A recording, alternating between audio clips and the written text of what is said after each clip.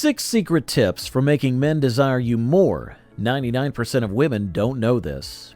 Everyone wants to be loved. It's a human need. We want that magical connection with the one person who is created for each of us. You could be on the lookout for that person right now, while he's looking for someone like you. Maybe you're already in a relationship and want to keep the passion alive with your man. In any case, you should learn how to turn him on like crazy. If you can make him feel something he's never felt with another woman, then he's as good as yours. And now, I'm going to show you the 6 incredibly effective strategies to win your guy's heart forever. Let's get started. Number 1. Establish yourself as a valuable asset in his mind. Why do diamonds have such high value? Diamonds are valued not because they're magnificent, rather they're very rare and not easy to acquire. They're viewed as immensely valuable. To make a man feel immense desire for you, you must position yourself as a highly precious asset, similar to a diamond. You need to position yourself such that he's afraid of losing you and will go to any length to keep you for as long as possible.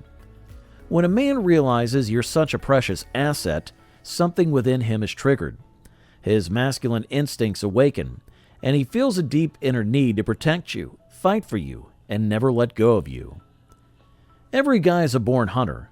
They all have hunting instincts ingrained deep within their subconscious mind, which are triggered when a woman offers herself as a rare treasure to be won. When this occurs, a man is compelled to act on his instincts and chase you as hard as he can. In fact, he'll think he's the luckiest person in the world to have you around, and he'll treasure whatever time and attention he gets from you. So how can you do that? Use the 80-20 rule. This is a guideline that women apply while contacting men. Basically, women only initiate contact 20% of the time and force the guy to initiate contact with them the other 80%. Pulling back. When a guy's obsessed with you, the best thing you can do is make yourself scarce, but only slightly. I'm not suggesting you play the hard-to-get game by blowing him off on purpose simply to see how he reacts. That is manipulation, and let me tell you, men aren't happy with it.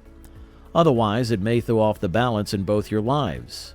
So, where do you draw the line in terms of drawing back? An easy method to accomplish this is to ask yourself, am I sacrificing my own growth, well-being, or sense of individuality by spending too much time with him? If your other priorities are out of whack, such as your job, your health, or your social life, it's time to pull back a little. Let him miss you a bit while you go back to being the awesome lady you are. He'd rather have someone who isn't available at his beck and call 24/7, as opposed to a clinging, lovesick puppy who lives solely for his approval. Be a strong woman who doesn't need a guy to be happy. This explains why so many men and women say guys love the chase. When a reward is delayed in delivery, the activity of dopamine cells increases, which causes more dopamine to be released into the brain's natural reward areas. They say that easily obtained love is not valued. A reward that is easily obtained is not valuable. Number 2, become emotionally in tune with him. If you want a man to have a deep, almost addicting love for you, you must become emotionally in tune with him. This indicates that you must connect with his emotions rather than the logical part. Most women don't understand this. Instead, they try to logically persuade a man to like them by dressing sexy, making delicious meals, and giving him gifts. Not only does that not work, but it actually drives men away since they are lacking the most vital piece of the puzzle. That substance is emotion. Have you ever met a woman who can make any man fall madly in love with her and do anything to please her? At the same time, have you ever seen a lovely woman who appears to do everything right, yet never receives the affection or attention she craves? What's the difference between the two? The woman in the first case understands the key notion of getting emotionally in tune with a man, and as a result, she's able to drive a man insane with desire for her, whereas other women try really hard but fail. The basic idea is that you'll constantly struggle with men unless you learn how to connect emotionally with them. Otherwise, you'll be continuously spinning your wheels and never going anywhere. Number 3, create killer chemistry.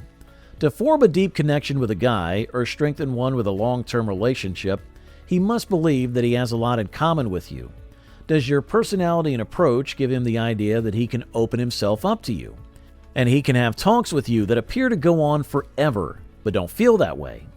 Does he feel that you get him on a deeper level than anybody else he's met? Is your sense of humor compatible with his? And do you laugh at the same dumb jokes? Do you have a burning desire for each other? Is he interested in picking your brain and learning what makes you tick, and vice versa? If your personality and attitude can foster that sort of atmosphere within the relationship, then you're doing it right. Number 4, don't make him fall in love with you. Many women may be surprised to learn they cannot influence a man's thoughts or emotions. This is especially true while determining whether to commit to someone or not. Men will not be compelled to stick around if they feel forced to. Pressure is never appealing. He should be able to choose rather than feel like he owes it to you. This is especially important in the beginning while he's still figuring things out. Avoid using terms like exclusive, girlfriend, or committed before you've both agreed on it. More significantly, you should not penalize him if he's not as on board as you are. One aspect of being in a relationship is standing back and letting things unfold naturally. If you try to establish that connection by sleeping with him or giving him an ultimatum, he'll eventually leave you because it wasn't his real decision in the first place. Being his wing woman.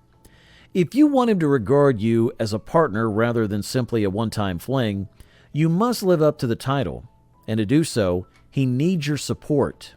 If he's going through a challenging time at his job or has personal issues to deal with, he will need to know that you've got his back. Men tend to withdraw emotionally when they're fighting a battle in their lives, so don't take it personally. He is merely going into one-track mind mode to focus his energies on whatever he needs to deal with right now. In the meantime, quietly assure him that you'll be there for him. He'll return after he's dealt with those pesky problems. Number 6. Make him feel that you need him. The sensation of being needed is one thing that turns a guy on. You may be wondering, what? Didn't you just urge me to be a strong, independent woman who doesn't need a man to be happy? Yes, but the key word here is feeling. Any guy worth your time understands that you don't truly need him to live an exciting life. In any case, he simply wants the pleasure of being part of it. And if you let him play the game where he may indulge his rougher masculine side, he'll thank you for it. Ask him to assist you with guy stuff like lifting heavy objects, repairing something in the house, or setting up your new computer, or killing the insect that flew into your bathroom. Men appreciate knowing they can do things like this for their partners because it activates their provider-protector instinct. Well, there you have it. Whether you've been together for 3 months or 3 decades, there's always something you can do to make him need you like a cool drink on a hot summer day. With the appropriate behaviors, you may easily create the ideal atmosphere in your relationship. Hope the video helped, and thanks for watching.